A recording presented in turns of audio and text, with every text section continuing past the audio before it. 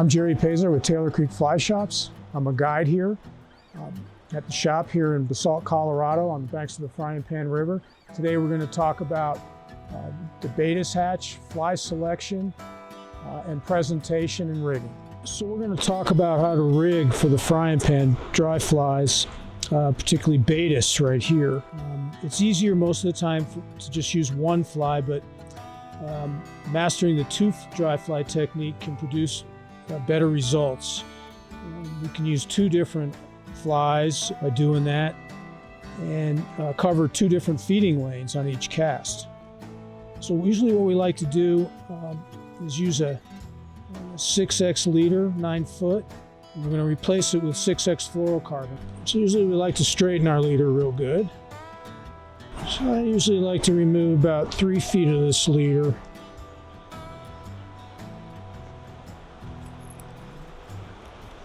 Replace that with some awesome 6X here, fluorocarbon. You know, the fluorocarbon, they just can't see it as well. It's kind of camoed. So, kind of setting up here for the 2 fly rig and cover the 1 fly rig at the same time. I'm a pretty simple guy, you know, I just like to go with what works. For most trout applications, you know, double surgeon's not as good enough. You know, there are plenty other knots out there that, and some that are better, but for ease and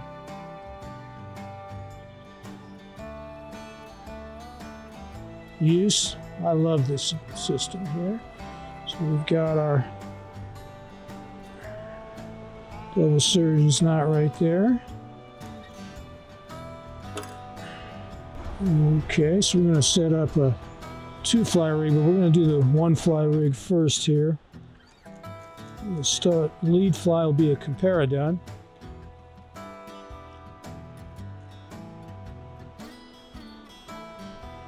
Generally, our lead fly, we like that to be our larger fly if we can. Seems to help it drift better, cast better. Helps us to be able to sight our flies. If you had a smaller fly first and a big fly at the back, might get kind of a weird drift and cast. Might land kind of odd. So I'm just doing a simple improved clinch knot. Don't really need much more than that. I like this knot for small dries. It has a low profile, the knot. It doesn't pick up anything. The floatant won't stick to it and make it look weird either. All right. So if we were just using 1 fly, that would be all you'd need, and maybe a little longer length of 6X, but we're rolling with 2 flies right here, the 2 fly system. You know, a lot of times, you know, people will tie to the bend of the hook for their second fly. Other times they'll tie to the eye. That's all good, and some people like to do that with all their flies. I tend to not do that with my smaller stuff. There's a couple reasons why. First off, if we tie in line, it kind of limits the way our fly is going to be presented. Plus, it creates more profile on the bend of the hook. It also creates an opportunity for moss to catch on the hook there too, you know, where the knot is. And then if we attach two knots to the eye, we create a larger profile that will catch moss also, and we have moss a lot of times in our rivers. So, you know, most of the time I don't want to create that extra profile, that extra knot. Plus it's time consuming as well. Plus I like how it's offset like that a little bit. You know, it has a little bit more play. It's not affected as much by the other fly pulling on it that way, okay? Now we're going to tie this one here is kind of cool. It's got an extended body, looks awesome.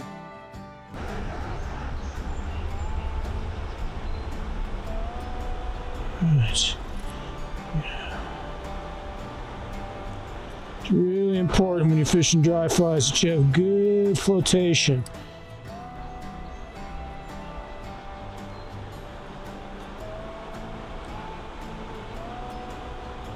So when we're presenting these flies on the frying pan, you know, we want to see them perpendicular in the river, okay?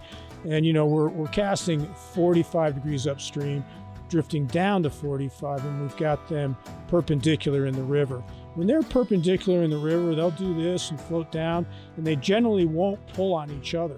If these flies are in line in the river, they will always be pulling against each other. It'll ruin your drift on both flies, and you won't get as many strikes. A lot of times, the presentation, the drift, what we're looking for is that drag-free dead drift with almost all insects. There's a few exceptions to the rule, but most of the time we're looking for drag-free dead drift. With the little tiny dry flies, they can be pulled around on the surface unnaturally so easily just by the current or wind or rod motion or the way you hold your rod. If your rod is not horizontal over the river and is up just even a little bit, even a couple inches, what that'll do is that'll pull that bow in the line towards you on your whole drift, and you'll just have tiny micro drag that you may not be able to notice. It takes a lot of practice to present tiny dry flies with drag-free dead drift. And the keys to that are making sure that you keep your rod horizontal, never up, horizontal or down just a little bit, so that you don't accidentally create that micro drag that you can't see. And what I've noticed as a guide is that almost everybody has drag on their drift with small dry flies, and if we can eliminate half of it, we get twice as many strikes. So that's our goal. And a lot of times it's impossible with a small dry fly. When you use more than like 15 feet of fly line, that really hurts your ability to drift 22 size dry flies, drag-free dead drift. So on the frying pan, we're pretty much most of the time fishing 10 to 15 feet of fly line and keeping that rod motion low, keeping the rod motion reduced, and we're keeping that rod horizontal over the river or down just a little bit so that we're not accidentally creating that micro drag.